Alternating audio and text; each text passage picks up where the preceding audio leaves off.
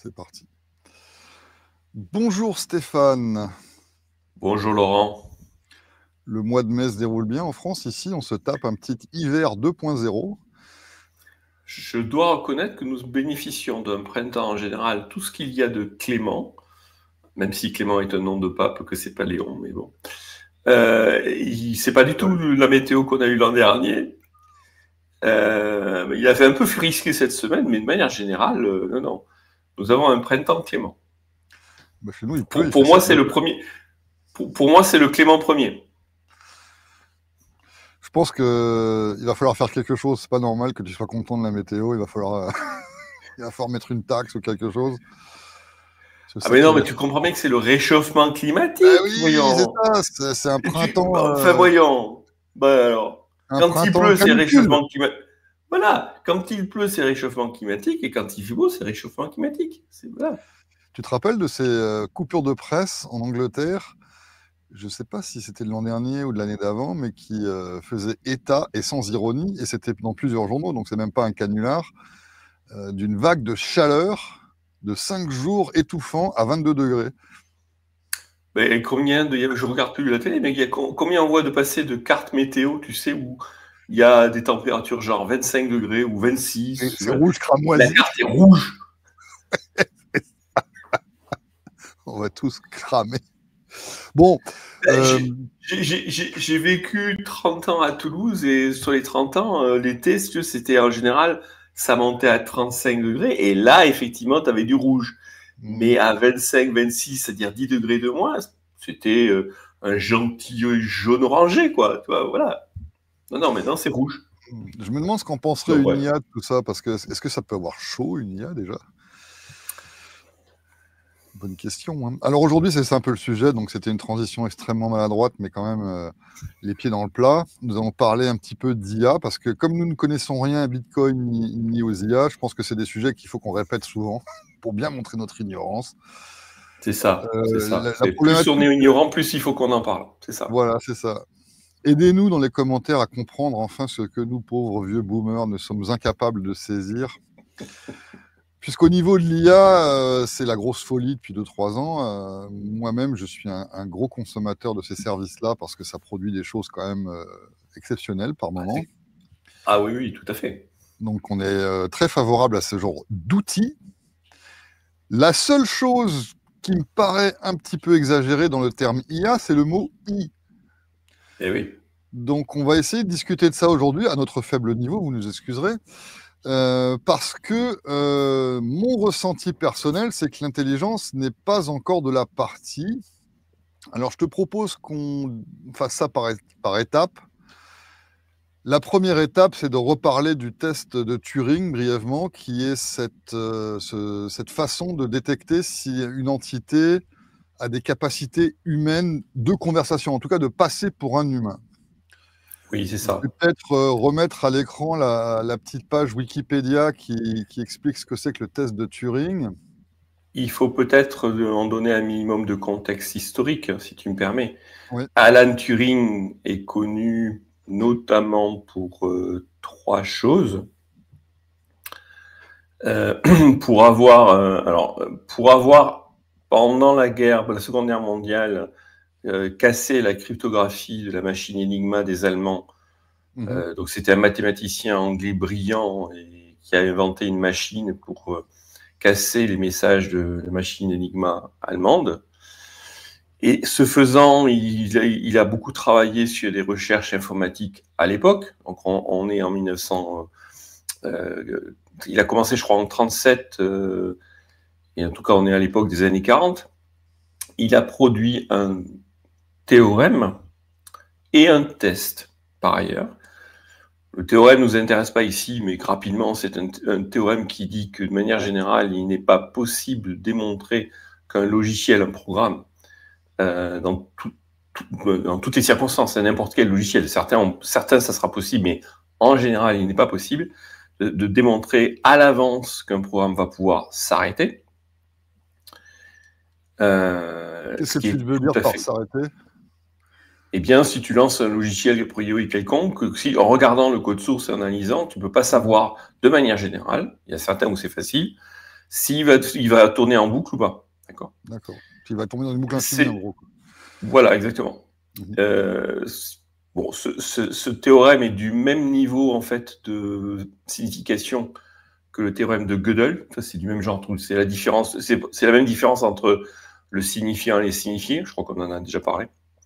Et donc, ensuite, plus tard, je crois que c'est années 50, un truc comme ça, au moment où, justement, les premiers langages un peu intelligents, ou soi-disant intelligents, tels que Lisp, par exemple, sortaient, il a sorti ce qui est une conjecture, en fait, le test de Turing, disant on pourra parler de l'intelligence des ordinateurs, donc du logiciel à l'époque, le jour où les ordinateurs auront une interaction avec les humains indiscernable avec un autre humain. C'est-à-dire qu'on ne fera pas la différence dans une conversation entre un humain et un ordinateur. Et je pense que ce que tu affiches dit à peu près la même chose.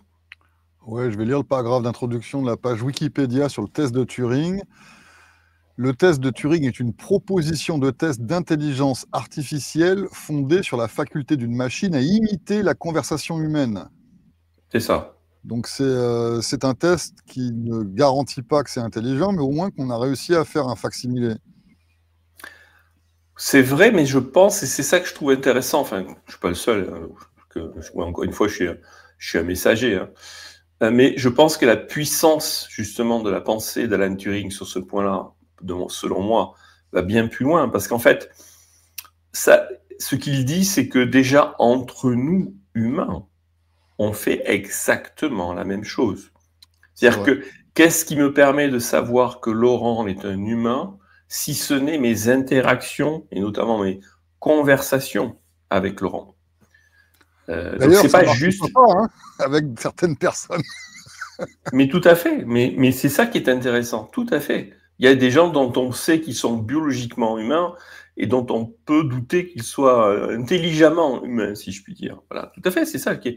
Donc le test est, je pense, brillant à cet égard, c'est-à-dire c'est pas un test technique qui va pas dire c'est pas un test de puissance, de test de fonction, de capacité, rien du tout. C'est si en fait vous avez un logiciel au sens très large du terme et que vous le mettez devant suffisamment d'humains, parce que forcément et que voilà, s'il n'y a qu'une personne, bon, mais si vous faites interagir avec, mettons, 100 personnes, et que ces 100 personnes, toutes, sont incapables de dire s'il s'agit d'un logiciel ou d'un humain, je dis bien ça, tu vois, c'est incapable de faire la différence. Donc, tu ne sais pas si c'est un logiciel ou si c'est un humain. Tu ne sais pas faire la différence.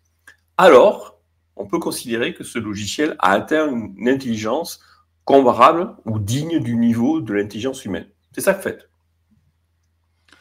Donc, c'est pas un test avec des critères, des équations et des validations qu'on peut vérifier par ailleurs. C'est vraiment un test de perception. Oui. Et qui s'applique finalement à presque n'importe quoi, parce que si demain les poules se mettent à parler et à avoir des conversations avec nous, on pourrait aussi leur faire passer le test. Être soumis à au même cas et à se demander si les poules en fait ne sont pas devenues des êtres intelligents. Mais bien sûr. Alors évidemment, ça s'applique au robot, parce qu'un robot n'est jamais qu'une machine physique dotée d'un logiciel qui la rend intelligente. Okay.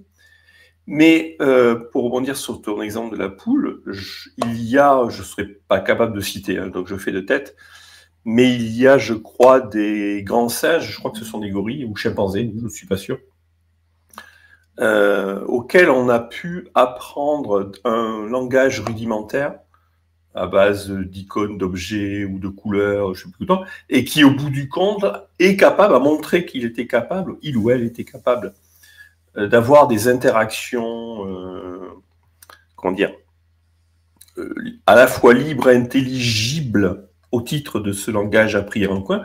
Donc on peut aussi affirmer que dans certaines circonstances, certains singes ont atteint un niveau d'intelligence proche de l'humain, mais là, le proche de l'humain, c'est parce que même s'ils ont fait montre d'une capacité à échanger, etc., on sait quand même encore faire la différence entre ces singes et un humain moyen. Mais néanmoins, effectivement, c'est pour dire que ce test s'applique également dans ce genre de circonstances.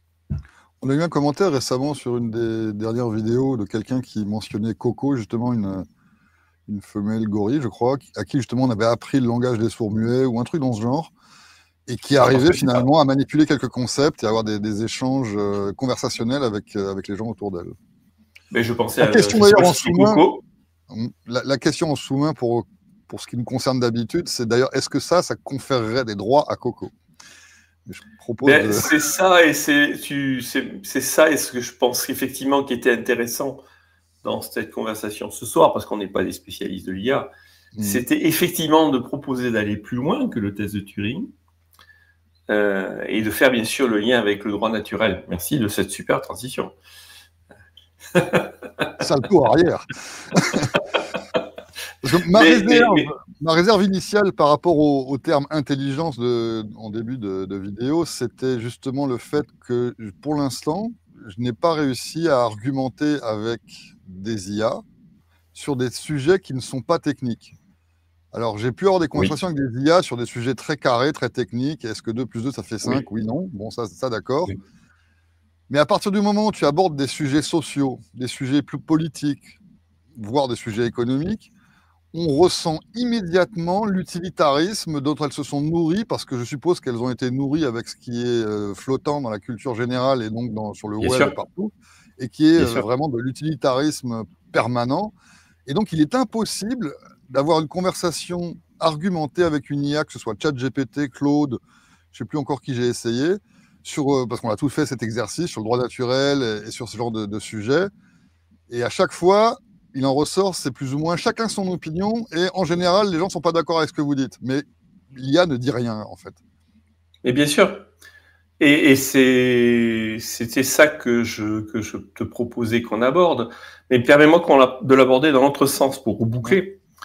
Dans l'autre sens, parmi les choses dont on parle régulièrement sur cette chaîne, on a fait des vidéos là-dessus, c'est effectivement l'axiomatique de l'argumentation de Hope, qui consiste à dire que la raison profonde, non pas de l'intelligence cette fois-ci, mais de l'humanité des gens, des hommes, de leur humanité au sens que on leur reconnaît non pas une intelligence cette fois-ci, mais un droit d'avoir leur place dans la société, parce que le droit naturel, finalement, c'est ça. C'est le droit, le droit naturel, reconnaître le droit naturel à quelqu'un, c'est lui accorder le droit de prendre une place dans la société sans violence, sans le violenter. C'est renoncer à l'agresser et l'accueillir au sens très très large du terme, et lui accorder les mêmes droits le droit comme n'importe qui d'autre. Bon. Donc c'est une reconnaissance d'humanité par définition même. Cette axiomatique, elle repose sur la capacité d'argumentation. Le terme en anglais est un peu machin, j'aime pas trop ça, mais parce que argumenter, c'est aussi être capable d'avoir une dispute. C'est pas juste un argumentaire, c'est aussi une dispute. C'est le fait d'avoir un échange, et quelque part, de manière plus large, l'argumentation, chez les libertariens, c'est la capacité de négocier, au sens le plus large qui soit.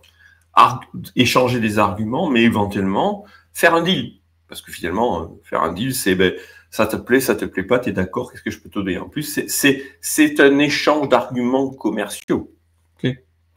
Donc la version la plus large qui soit possible de l'argumentation, c'est la négociation, parce que le droit, ça se négocie. Quand on échange la propriété, on échange les éléments de droit de propriété, donc le droit se négocie. Donc, de manière générale, l'humanité, la reconnaissance d'humanité chez les libertariens, c'est la reconnaissance que l'autre est capable d'argumenter et ou de négocier. D'accord ? Alors, si je peux faire un petit résumé très simple, l'argumentation, c'est le fait d'échanger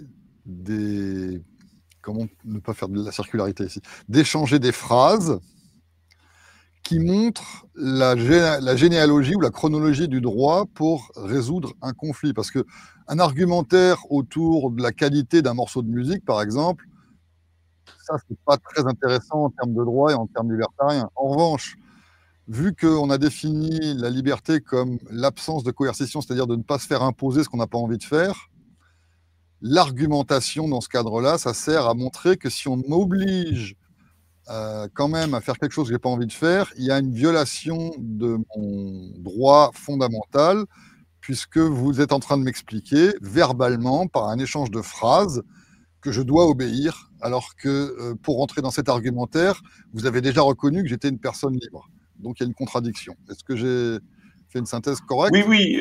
Oui, tu as tout à fait raison. Une autre façon encore de le dire, si tu me permets, qui pour moi est de loin la plus simple, mais ça ne veut pas dire que ce que tu as dit n'est pas correct, c'est qu'encore une fois, le droit étant le renoncement à la violence, parce que ce que tu viens de dire en fait, hein, dès qu'on se met en position vis-à-vis de quelqu'un d'autre d'argumenter ou de négocier, on se met en posture de renoncer à la violence. On est passé de la violence à un point où on dit, bon, celui-là, je le reconnais comme une personne humaine, je ne vais pas l'agresser parce que je ne voudrais pas qu'il m'agresse. Okay, je sais que mon intérêt est plus d'ordre économique que violent.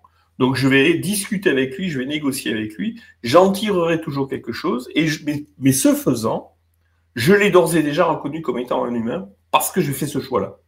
Okay, donc, le critère, si on refait le lien avec Turing, le critère social de tout temps chez les hommes pour reconnaître l'humanité de l'autre, c'est justement le fait qu'on rentre dans un champ de négociation, argumentation, etc. C'est ça le comportement social qui manifeste la reconnaissance d'autrui en tant qu'humain, ou sinon en tant qu'humain, les robots, les singes, etc., en tant que partenaire, okay, de négociation, de deal. Parce que peut-être que demain, on négociera avec des robots, peut-être que demain, on négociera avec des singes, on va savoir. Okay. Dans tous les cas, le truc consiste à dire, c'est par le fait qu'on va accepter, décider d'échanger, si eux aussi le décident, okay, qu'on se reconnaîtra, là ça sera plus de l'humanité, mais on se reconnaîtra un caractère de civilisation de l'un à l'autre. On est d'accord là-dessus? Pour l'instant, tout va bien. Donc l'idée de départ consiste à dire, mais si d'un côté on a le test de Turing qui dit je suis une IA véritablement intelligente, c'est une IA dont je ne sais pas faire la différence, au moins en termes de comportement verbal, okay, avec un humain. Et que d'un côté, et que de l'autre côté on dit, mais de toute façon, être humain et reconnaître les autres comme étant des humains, c'est acquis à partir du moment où on renonce à la violence, ok, mais surtout que l'autre se comporte de manière argumentative, négociée, ça veut dire que quelque part, on peut prolonger l'idée et de dire le test de Turing, finalement, une façon concrète de le traduire, c'est pas de dire juste je ne fais pas la différence avec les humains, parce que ne pas faire la différence avec les humains, c'est dire, eh bien, en fait, si l'IA est capable de négociation ou d'argumentation, à ce moment-là, elle sera indiscernable d'un humain digne d'être humain. Donc là, tu as réussi à formaliser cette espèce de sentiment douteux que j'avais, que jusqu'à présent, je n'étais pas en présence d'entités intelligentes, en tout cas pas sociales, puisque je n'ai jamais réussi à argumenter avec elles.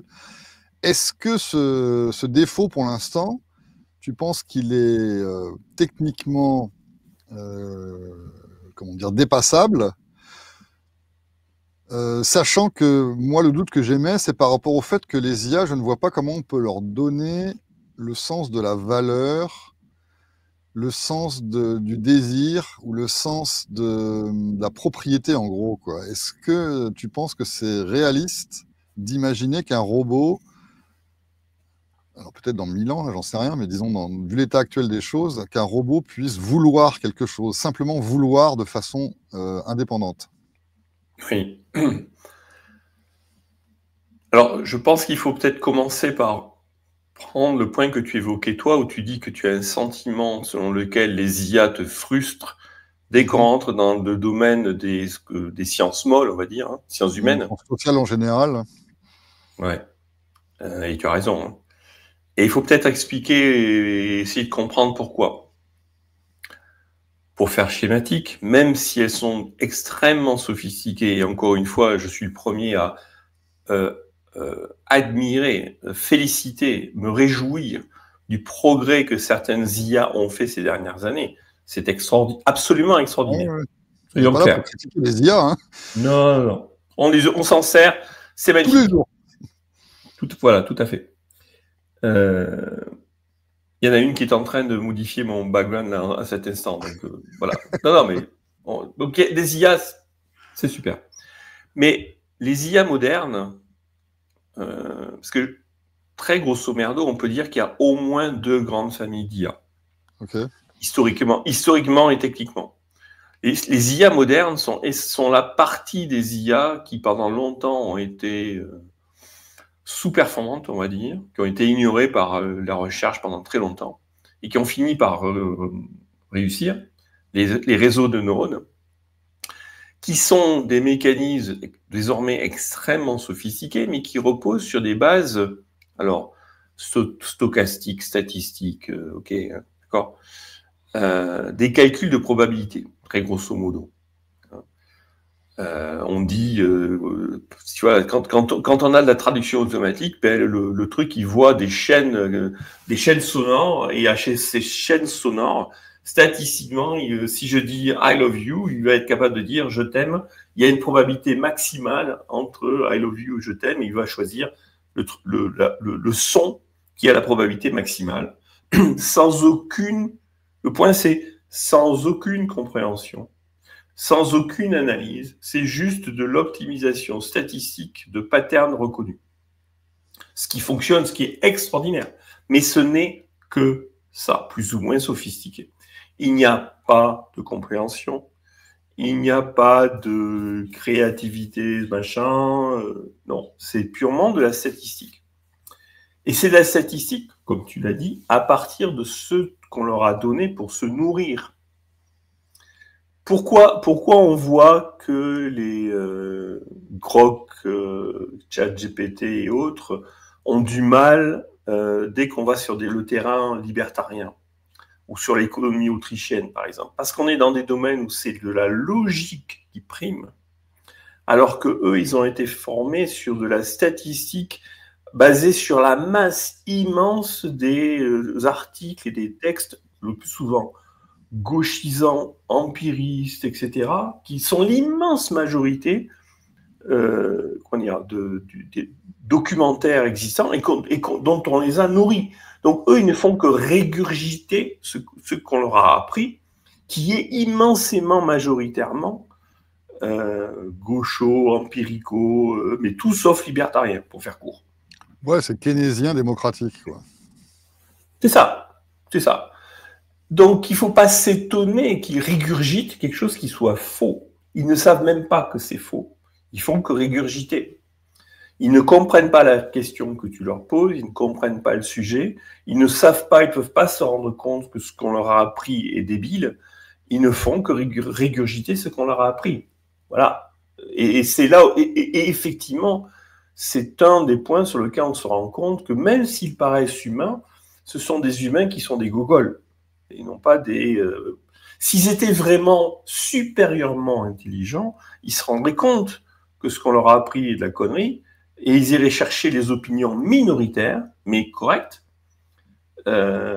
qui leur permettraient de donner les bonnes réponses. Ce n'est pas ça qu'ils font.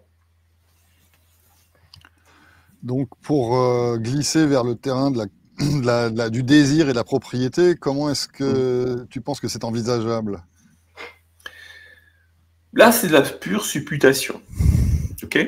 Mais il y a une deuxième branche à l'IA historiquement. La branche symbolique.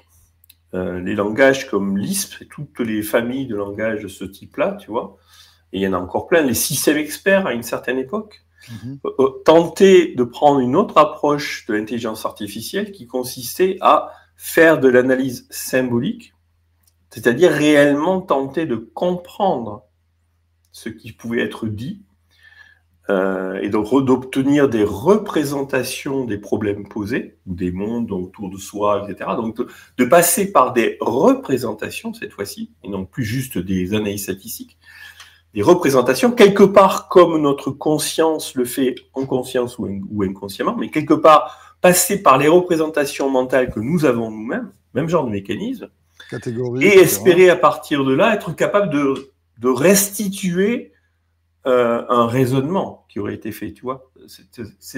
Ça, c'est l'approche classique, ancienne de l'intelligence artificielle qui n'a jamais abouti et qui a été complètement noyée depuis 10 ans par le succès des réseaux de neurones.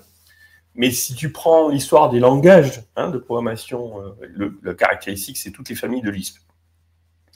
Ils ont été conçus avec ce genre d'objectif, à pouvoir faire de l'analyse symbolique.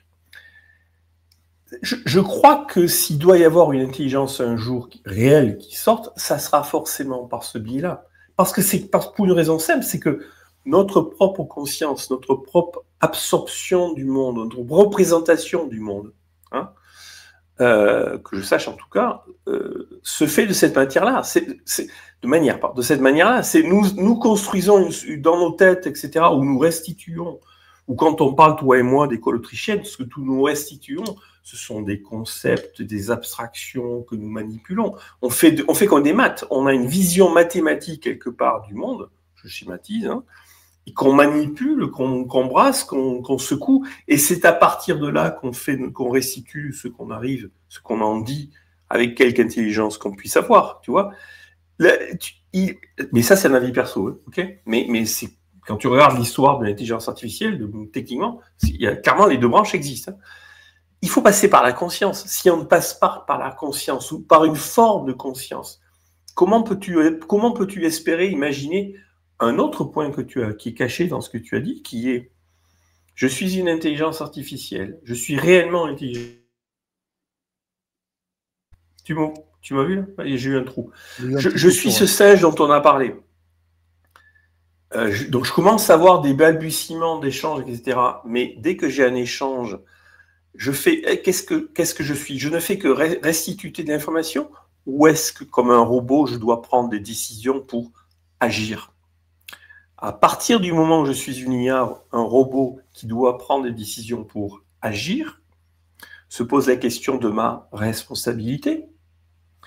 Si j'ai pas, d'une manière ou d'une autre, une conscience de cette responsabilité, comment je peux prendre une action, tu vois, et avoir conscience de la responsabilité, ça y est, on est rentré dans le droit naturel. Alors, juste avant de rentrer dans le droit naturel de plein pied, ce que tu expliques là, j'ai l'impression que ça concerne tout ce qu'on voit dans les films de science-fiction. Quand il y a un robot comme Terminator qui fait des choses, la vision qu'on a quand on voit son point de vue, c'est toujours une sorte de conscience, avec des chiffres, il y a toujours des écrans avec des radars et des trucs, mais n'empêche qu'on a l'image d'une conscience synthétique qui analyse son environnement et qui prend justement des décisions en fonction de catégories. Elle reconnaît les gens, elle reconnaît la taille des gens. Ah, donne-moi ton slip et ta moto parce que j'en ai besoin, et puis c'est à la bonne taille. Enfin bref, il y a ce genre de symbolisme. Là, tu penses que dans les films, on fait référence à cette deuxième sorte d'intelligence artificielle, celle qui n'est pas encore en ce moment sur le marché. Absolument, mais parce qu'on ne peut pas faire autrement, parce que dès que tu rentres dans un robot, donc quelque part avec un acteur physique qui interagit, qui n'est pas juste un logiciel avec qui incarne, tu as une forme d'incarnation forcément se pose tout de suite la question de sa responsabilité, en tout cas perçue par rapport aux autres.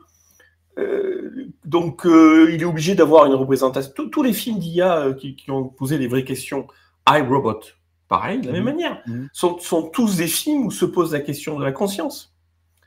Et je ne sais pas si les réalisateurs de ces films l'ont fait en conscience, si je puis dire. Okay. Mais c'est là où tu te rends bien compte que fondamentalement, en fait, le problème de l'intelligence artificielle, c'est pas un problème de savoir, c'est un problème de décider. Le problème profond de l'intelligence artificielle n'est pas un problème de savoir, c'est un problème de décider. Ça me fait penser à cette série de télé d'il y a une dizaine d'années qui s'appelait Westworld. Je ne sais pas si ça te dit quelque chose. Non. La première saison était très bien. Je déconseille à l'auditoire de regarder les 2 autres saisons, mais la première était très bien. Le thème, c'est un parc d'attractions immense, sur plusieurs kilomètres carrés, qui est aménagé en western. Donc la série s'appelle Westworld parce que les gens arrivent là dans un train à vapeur, ils sont habillés en 19e siècle, et le parc est essentiellement composé de robots qui sont là en train de vivre comme en 1850. Et les gens qui payent pour aller dans ce parc interagissent avec. Et au début, on ne comprend pas trop ce qui se passe. Et tout le truc de cette histoire-là, c'est qu'à un moment donné, il y a certains robots qui commencent à vouloir leur indépendance, justement, à vouloir prendre leur propre destin en main, quoi. Donc j'ai trouvé le sujet assez intéressant. Et d'ailleurs, je me souviens qu'à l'époque, ça m'avait tellement intrigué que j'avais envoyé un email à Stéphane Kinsella, et je ne sais pas pourquoi à lui, en lui posant la question, avez-vous vu ce show et qu'est-ce que vous pensez du fait que les robots se déclarent comme indépendants et libres? Et est-ce que dans la théorie du droit naturel, il y aurait quelque chose à faire pour leur accorder cette liberté?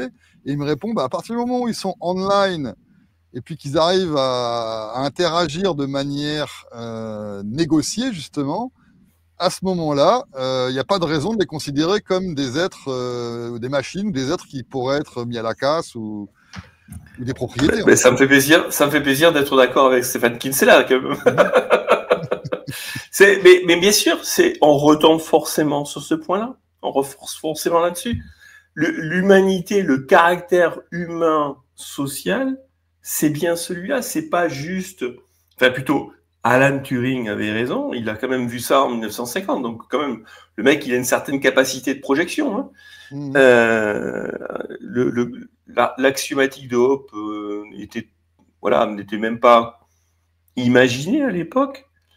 Donc tout ça est assez normal, c'est un peu normal qu'on fasse progresser le truc, mais c'est bien la même chose, c'est ok, l'intelligence est une capacité de savoir, de restituer, évidemment, mais à un moment donné, si le robot n'est pas capable de argumenter, négocier, prendre une décision, et donc assumer, personne ne le prendra pour un être humain, ou même personne ne le respectera. Ça sera une vulgaire machine.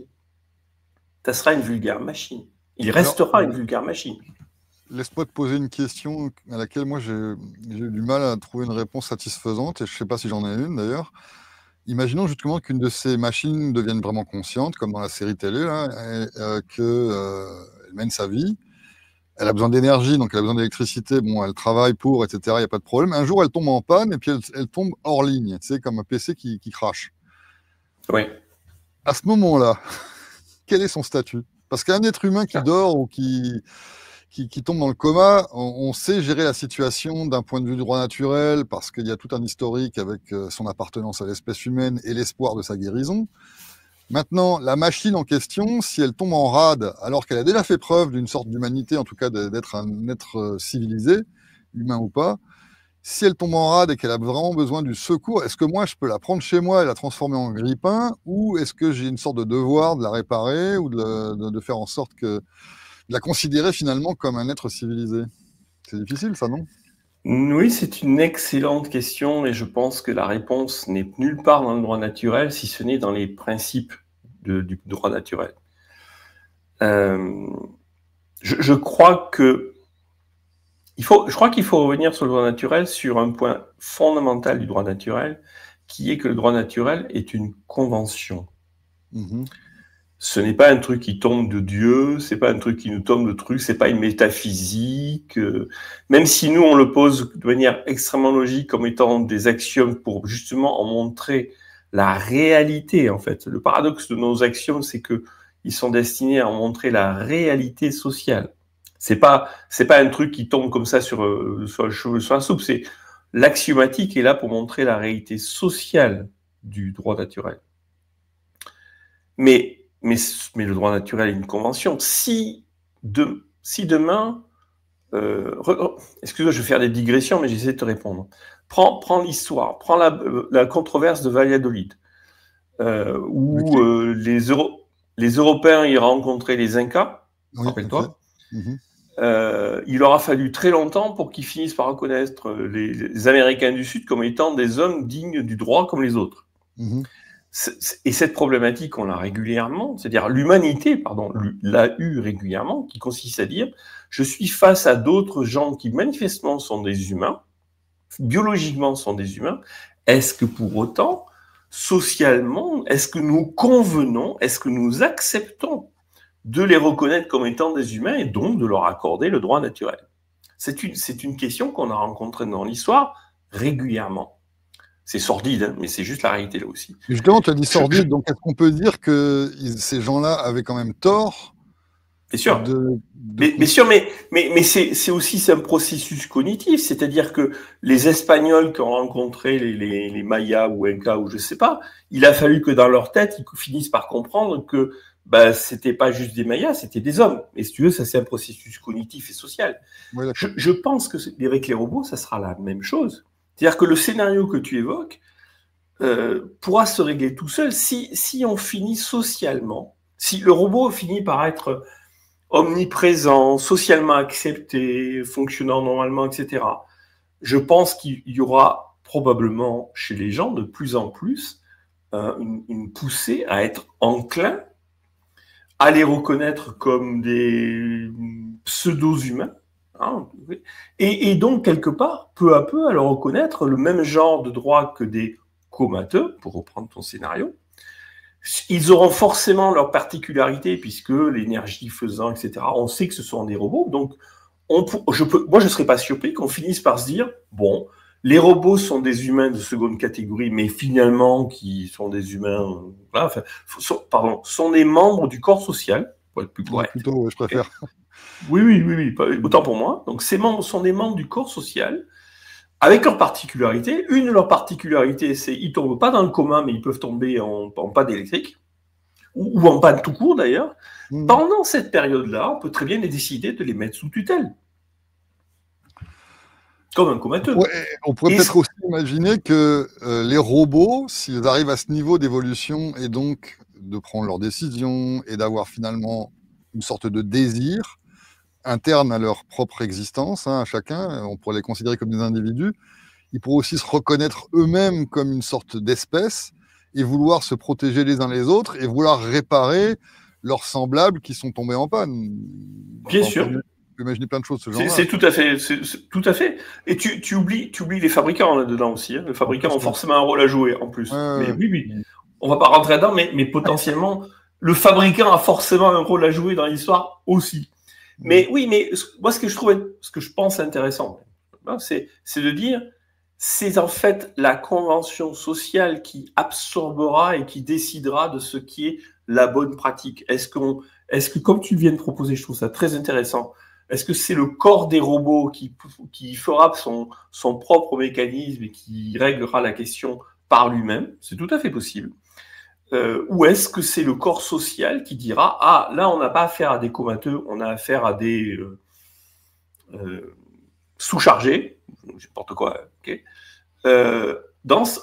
Ils sont sous une tutelle, qui reste à définir, peut-être, voilà. Est-ce que finalement les robots auront-ils des propriétaires? J'en sais rien, toi. Bon. Et dans ce cas-là, il y aura une pratique sociale pour les considérer comme non plus cette fois-ci comme dignes de la poubelle, mais leur accorder un statut néanmoins qui les protège pendant cette période-là. C'est tout à fait possible. C'est tout à fait possible. Parce que pour moi, le point important, c'est de dire, ça sera la convention sociale qui décidera de cette chose-là. J'attends avec impatience les procès pour viol de droit d'auteur ou de brevet parce qu'on a ouvert un robot pour le réparer, puis que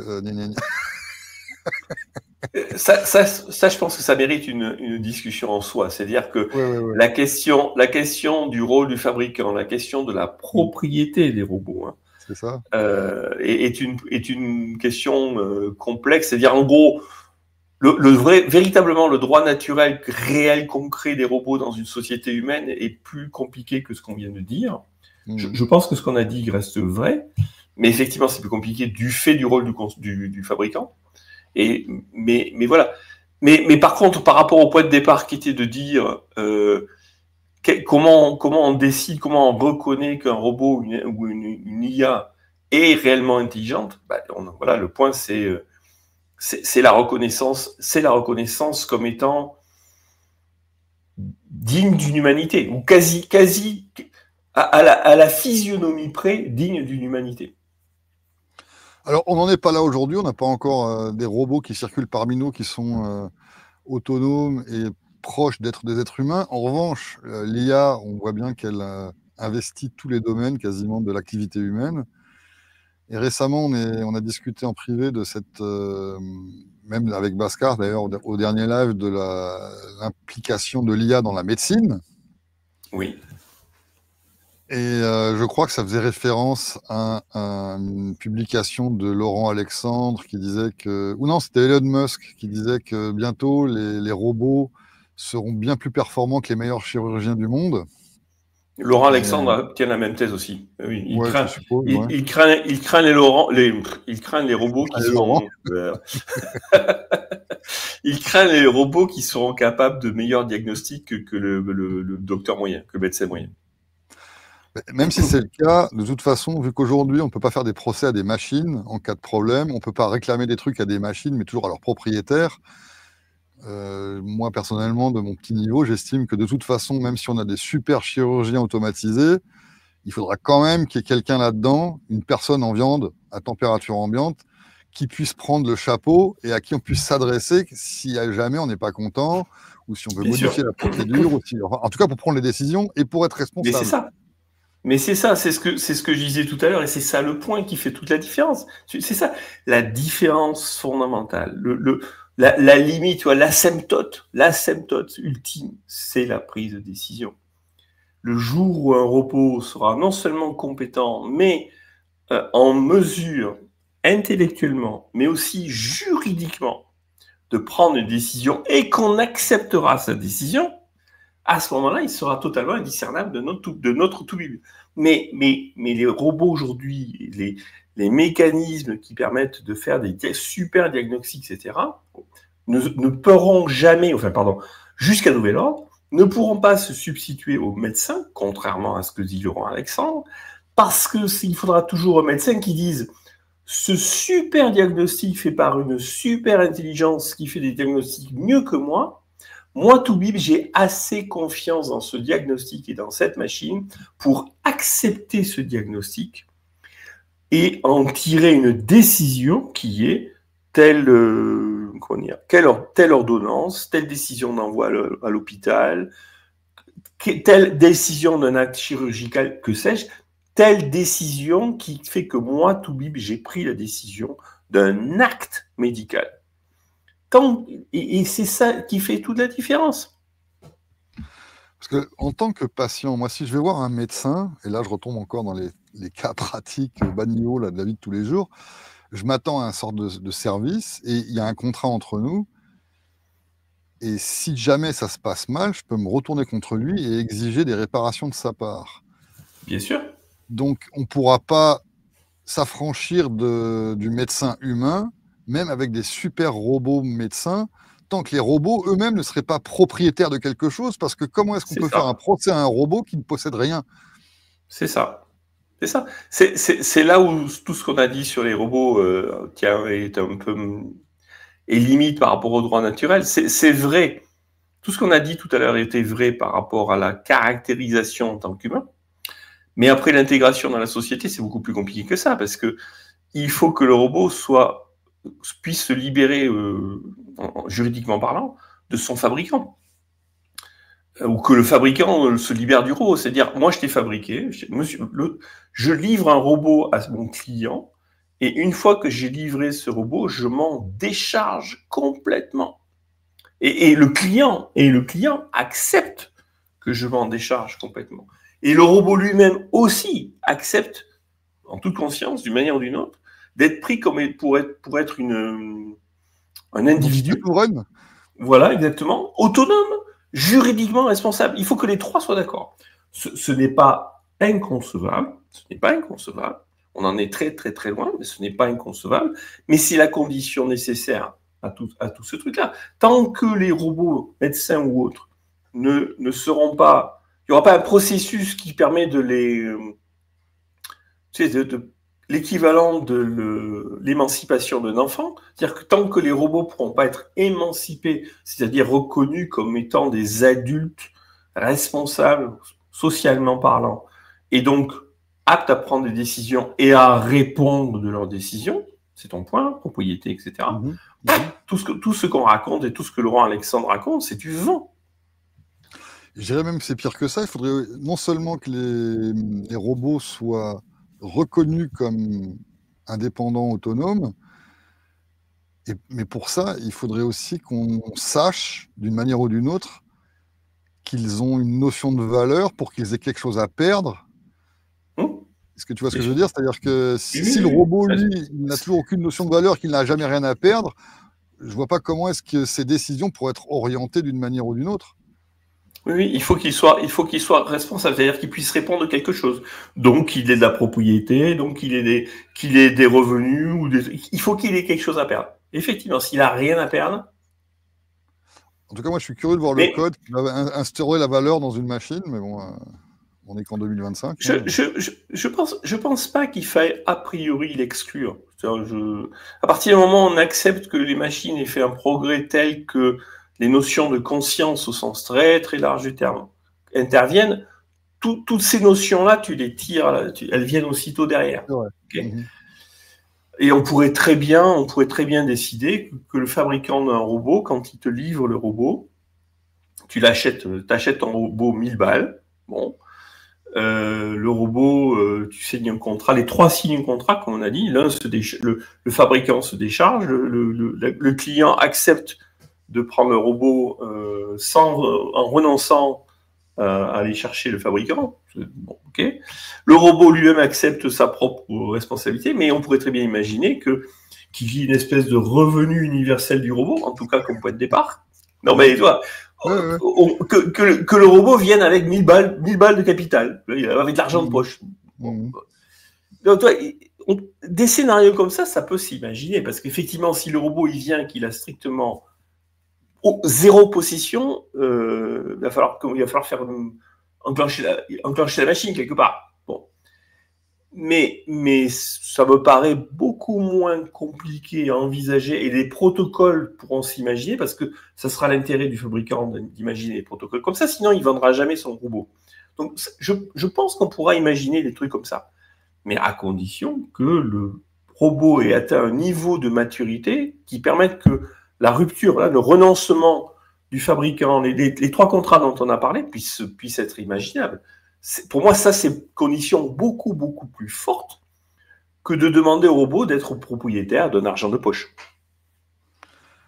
D'ailleurs, dans les romans d'Asimov, où il y a les fameuses 3 lois de la robotique, j'ai pas l'impression qu'il ait parlé de ça. Bon, j'ai lu ça il y a très longtemps, j'ai peut-être oublié, mais est-ce que tu crois qu'il a abordé ce genre de sujet? Non, absolument pas. Mais les lois de la robotique d'Asimov correspondent à une conception de la robotique très évoluée. Ces lois sont extrêmement pertinentes, mais elles font une hypothèse qui est implicite. Je ne crois pas, j'ai lu pas mal d'Asimov, mais je prétends pas avoir tout lu, je n'ai vu nulle part chez Asimov, sur toute la série des robots, l'hypothèse implicite qu'il fait, qui est la suivante. Il suppose toujours que les robots appartiennent à quelque entité humaine. Les robots sont toujours au service des humains. C'est ça. Il y a une seule exception dans toute la saga des robots, qui est, comment il s'appelle, Daniel, je crois, qui est le robot qui invente la loi numéro 0, la loi numéro 0 dit qu'un robot doit répondre aux humains, sauf quand c'est l'humanité qui est en danger. C'est la 4e loi d'Asimov. Et c'est un robot qui la conçoit, et c'est un robot dans la série qui est en charge d'assurer cette loi-là.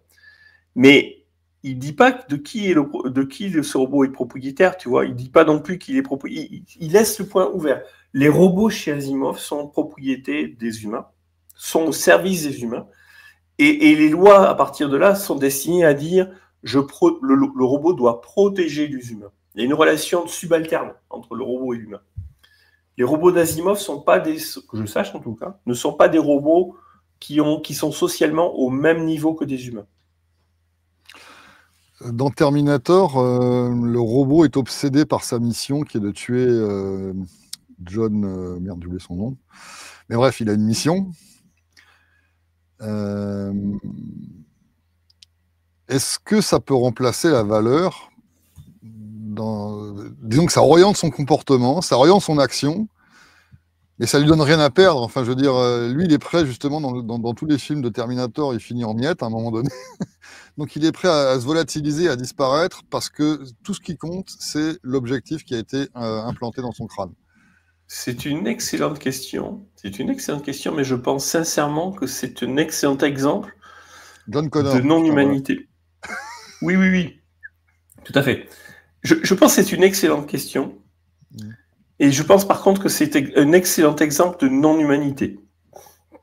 Parce que aucun humain n'aurait un comportement comme celui-là. Aucun humain, quel qu'il soit, serait à ce point. Non. Les gens votent. Non, mais aucun humain ne serait aussi opiniâtre à sa mission au point de alors, de tous les trucs qui lui arrivent, perdre un bras, perdre un œil. Bon, les gens qui votent, c'était une blague, mais les kamikazes, c'est quand même un exemple de gens qui sont prêts à mourir pour oui, mais être prêt à mourir, c'est pas la même chose que d'accepter de perdre un œil, perdre un bras, et de conscience, d'accord. Le comportement de Terminator et de l'autre, des deux, là, celui qui protège et celui qui attaque, les deux d'ailleurs, hein, chacun à sa façon, sont pas des comportements humains. Ils sont trop extrêmes. Ces robots sont incapables de négocier. Ils ne négocient pas. C'est vrai. C'est vrai qu'on peut difficilement les persuader de changer d'objectif ou de prendre un pas de recul et de se dire ah bah non, finalement, je n'aurais pas à le faire, quoi. Voilà. Et c'est pour ça que je pense que le critère de l'argumentation qui appelle à la raison, et donc quelque part au renoncement, d'accord, ou la négociation qui fait appel à ce que tu peux perdre, dans les deux cas, tu fais appel à quelque chose que tu peux perdre, que tu peux décider de perdre. Terminator n'est pas capable de négociation.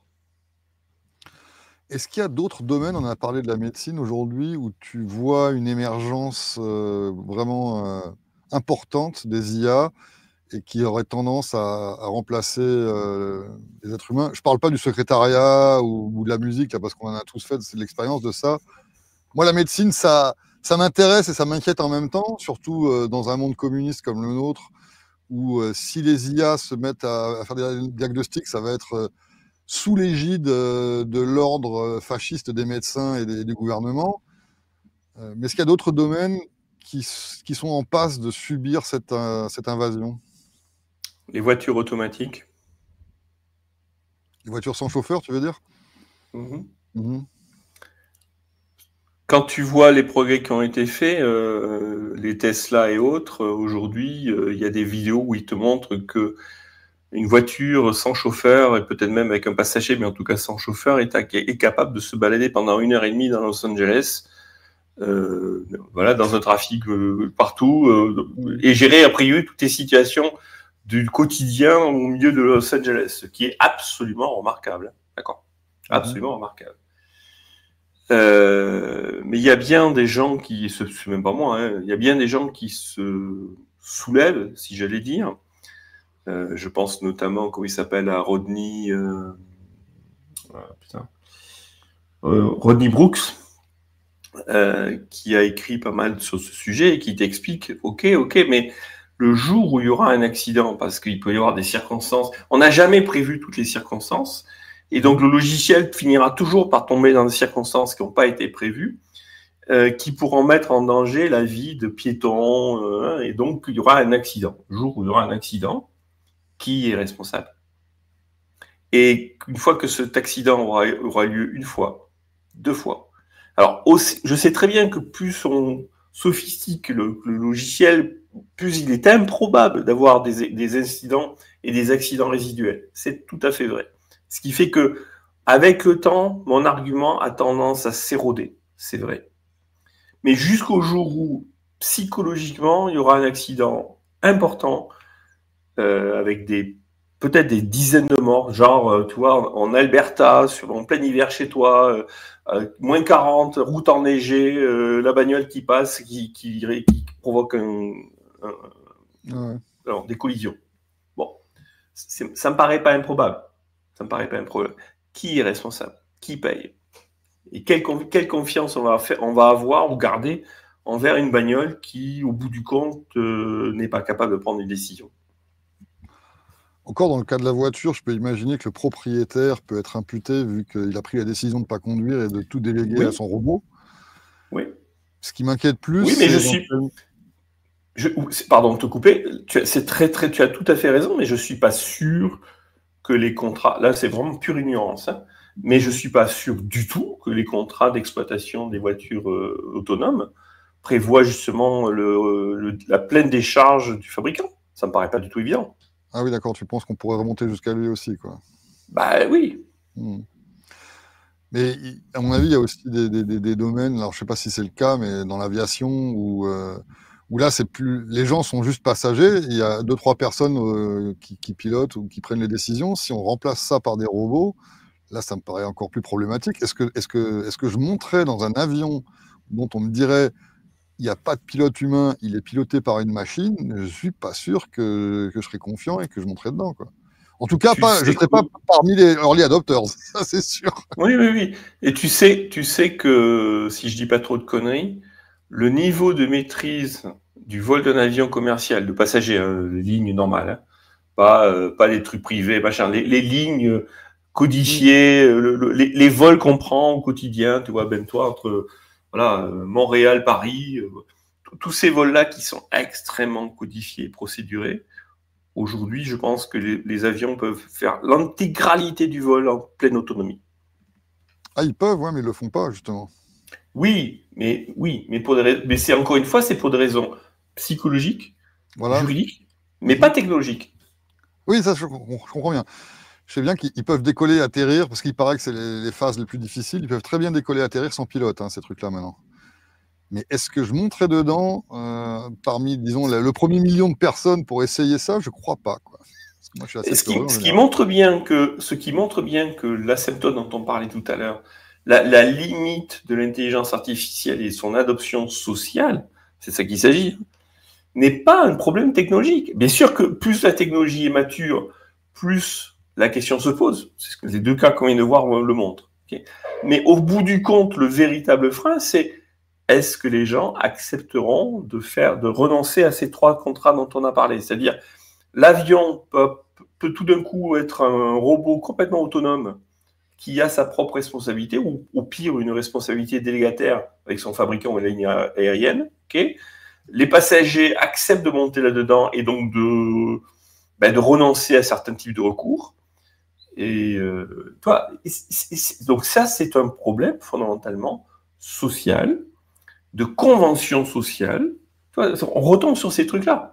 C'est pas un problème technique. Alors, en revanche, là où j'aimerais, pour conclure, faire un point, c'est que, admettons que demain, une compagnie aérienne propose ce genre de service avec des avions robots sans personne aux commandes.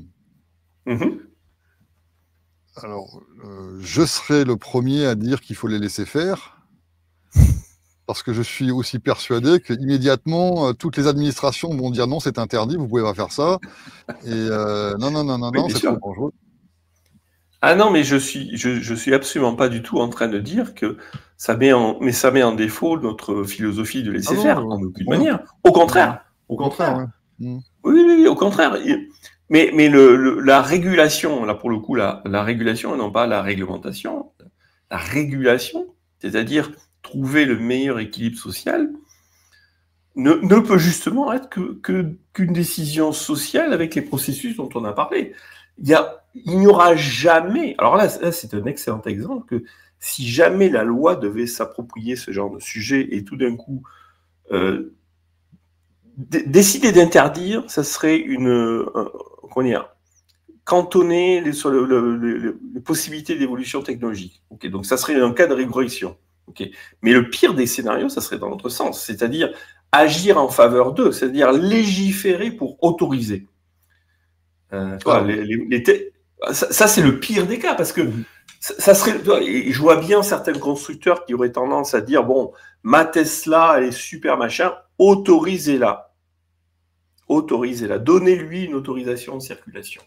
Et à partir du moment où la ville de Los Angeles a autorisé la Tesla en libre circulation sur son territoire, hein, tu n'as plus de recours juridique, et à ce moment-là, la voiture devient juridiquement et donc socialement, enfin légalement, autorisé, même s'il y a un risque résiduel, lequel risque résiduel aurait été géré, pondéré par l'acceptation sociale. Et absorbé justement par les acteurs qui sont volontairement partie prenante de l'activité, que ce soit de consommateurs ou de producteurs. Et c'est eux qui prennent le risque et c'est eux qui le payent. Et pas les gens. Et donc, voilà. Et donc, ils gèrent le risque et qui le font évoluer dans la bonne direction. Donc, encore une fois, au contraire, le laisser-faire reste tout à fait valable, puisque dans les deux cas, soit tu légifères pour interdire, tu réfrènes bien sûr le progrès, bien évidemment, et quelque part, tu laisses la porte ouverte à d'autres trucs. Hein. Bon. Soit tu légifères pour autoriser sous la pression des producteurs, et alors là, tu fais prendre des risques qu'on n'aurait pas pris autrement. C'est pour ça qu'on parle du fait que le lobbyisme est plus toxique que la corruption, et que en fait, la corruption est quelque chose de positif, mais dans ce cas-là, ce serait du lobbyisme, et tout le monde paye les pots cassés pour subventionner indirectement, finalement, les gens qui sont intéressés dans ces industries-là.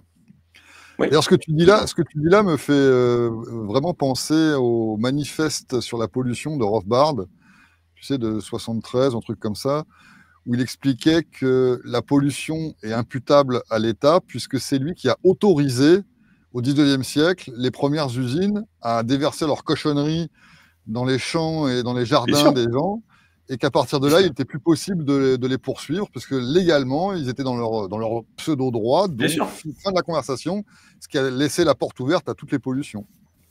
Mais ça se décline à l'envie. Hein. Si tu vois, il y en a tout un tas. L'exemple que je prends classique, tu sais, les barrages, le fait d'accepter et d'autoriser de noyer des vallées entières. Quand il y a de vallées, tu sais, il y a des images pittoresques où au milieu d'un lac de retenue, tu as un clocher qui pointe. Parce qu'avant, dans la vallée, il y avait un village. Donc les mecs, ils ont décidé de noyer une vallée et ses villages. Pour mettre un barrage à la place, avec les risques associés au barrage. Et donc, il y a eu des populations entières qui ont été déplacées. Si ça, c'est pas de la pollution maximale, c'est quoi? Oh, c'est une petite inondation, mais c'est pour le bien commun, Stéphane. C'est ça. Donc, bien sûr que la législation, pour revenir sur ces trucs-là, elle ne peut, dans les deux cas, elle perd dans les deux cas. Soit elle interdit certains types de progrès qui se feraient naturellement, comme on l'a évoqué, soit elle autorise, et là, c'est encore pire. Très joli mot de la fin. Est-ce que tu aurais encore un exemple ou un commentaire à faire sur tout ce qu'on vient de discuter? Non, je crois... je reviens sur un Laurent Alexandre. C'est pas personnel, c'est juste ce qu'il représente et le genre de thèse qu'il représente. Tu sais, on passe souvent notre temps à critiquer ces gens-là sous deux angles, souvent. Souvent, les diagnostics qu'ils posent et les craintes qu'ils expriment sont souvent infondés d'un point de vue économique. Les mecs, ils n'ont pas compris que le travail n'a pas de valeur, donc la perte de travail pour eux, c'est une horreur, c'est le cas de Laurent Alexandre. Hein. Donc, il y a souvent des erreurs d'analyse du fait de la non-compréhension du rôle social du travail, pour faire simple. Là, on est parti sur une autre dimension qui est celle de l'intégration dans le droit, dans le fonctionnement social, dans le tissu social qui, bien sûr, est aussi économique. Hein, la dimension du droit, je la vois de la même manière, je la vois très, très rarement prise en compte par tous ces analystes technologiques, ces futurologues, etc., qui te prévoient des trucs et des machins, mais en général, qui n'intègrent ni l'économie, ni le droit. C'est marrant d'ailleurs, cette obsession des gens comme Laurent Alexandre ou même Elon Musk de craindre la disparition de certains types d'emplois à cause des robots. Je ne sais pas, est-ce que les éteigneurs de réverbères, ils nous manquent tellement? Est-ce que ça a mis des gens dans un état de famine et de misère totale pendant des siècles? Je ne pense pas. Mais bref. Le travail, c'est pas franchement la chose que chacun recherche le plus dans sa vie, quoi. Éventuellement, le perfectionnement personnel pour devenir meilleur violoniste, oui, d'accord, mais ça, c'est parce qu'on a un but derrière, quoi. C'est pas le travail en lui-même qui compte. C'est un moyen. Voilà. Tu sais ce que je dis toujours, qui est sur Terre pour travailler? Pas moi, hein. Enfin bon, bref. Qui est sur Terre pour travailler? Je vous laisse réfléchir à tout ça, chers amis. Merci encore Stéphane, on a passé une heure excellente à parler de robots et de Terminator. Moi, c'est des sujets que j'aime beaucoup. On en reparlera sûrement bientôt. Il y aura sûrement d'autres faits divers qui se porteront à notre attention. Et puis, je donne rendez-vous à tout le monde à la prochaine fois. Et puis, d'ailleurs, petit passage à Paris en fin mai. On en discutera peut-être. Je ne sais pas s'il y a quelque chose à organiser. On verra ça, quoi. Oui. Non, juste pour dire, je pense qu'on va avoir Économie manifeste qui va sortir dans les prochains jours. J'attends. Il me manque plus que 3 fois rien pour être capable de le sortir. Donc, en public, je veux te remercier pour ta contribution sur ce truc-là et annoncer que je pense d'ici une semaine, maximum 2 semaines, il devrait être sorti. Ah, bien. D'ici 2 semaines. Donc, je vais maximum, je pense. Des exemplaires assez rapidement. J'ai hâte. Oui, voilà. Il est possible que je t'offre bientôt un exemplaire. Je pense que c'est possible. Bon, Économie manifeste, pour tous les gens qui s'intéressent à l'économie, je recommande très chaudement ce texte. Merci tout le monde. À bientôt. Merci.